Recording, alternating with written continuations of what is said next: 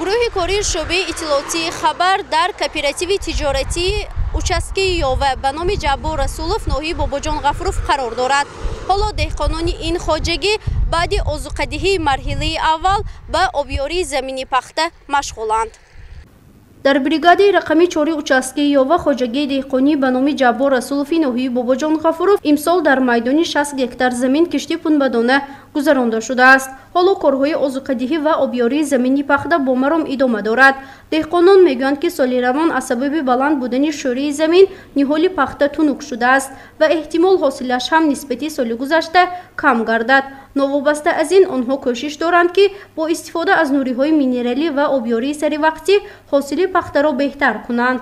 امروز باشد آذوقه یکم داده شد. من حالا آبی یکمش گفت دادیم بعد آذوقه یکم.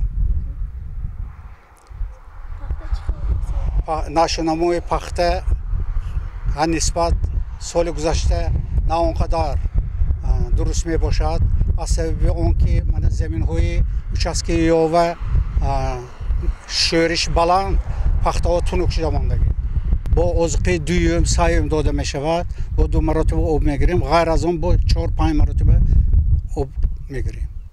دهقانان میگویند که تغییریابی آب و هوای امساله به نشونمای پخته تاثیر رسانید. بنابر بارشات زیادی اولی بهار به کشتی پنبه‌دانه 2-3 روز دیر کردند. بر ضمن این شوره زمین‌های участки یاوه بلند گردیده نهال پخته تنگ شد.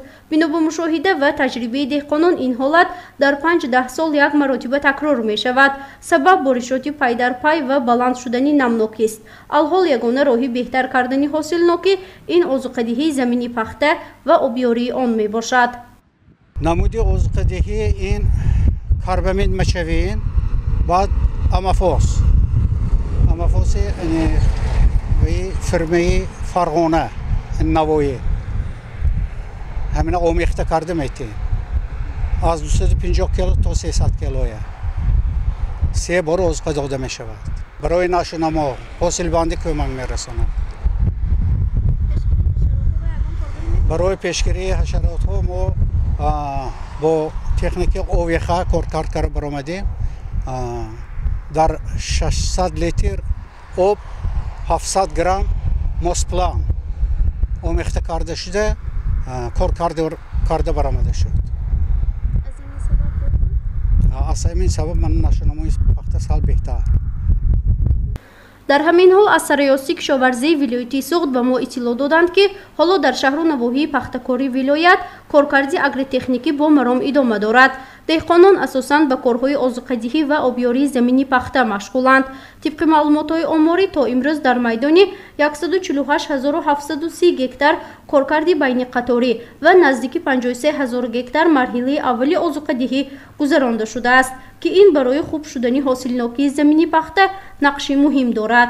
در ولایت سوخت 7 ناحیه پخته‌کار می باشد که آنها ناحیه اشت، ناحیه باباجان غفروف، ناحیه ظفرآباد، شهر کانیبادام، ناحیه مسجد، جبار رسولوف و اسپیتمی می باشد که اینها ناحیه‌های پخته‌کار به حساب می روند. کشتی پخته در ولایت سال جاری از زمین آخری ماه مارد تا دهه اول ماه می کشتی پخته را انجام رساندند. حاصل پخته باشد از اولی ماه سپتامبر جمع‌آوری حاصل پخته آغاز می‌گردد و این وابسته از باد و هوای مساعد تا ماه‌های اکتبر نوامبر جمع‌آوری حاصل ادامه می‌یابد.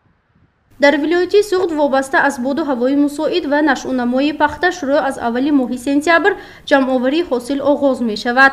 پخته‌کاران بریگادی رقمی 4 участки یاوه سال گذشته 2022 از 60 گکتار زمینی کشت بیش از 250 تن پخته جمع آوری کرده به خیرمنی دولت سپاریدند. یعنی نقشه پیش بینی شده را بر زیاد اجرا کردند. سال روان باشد دهقانان این خواجگی کوشش دارند که نوابسته از تنگ بودن نهال پخته حاصلناکی را خوب نموده نقشه را سری وقت اجرا کنند. گزارشی فرزانه شمسی و نعیم جان ایوبов برای برنامه اطلاعاتی خبر.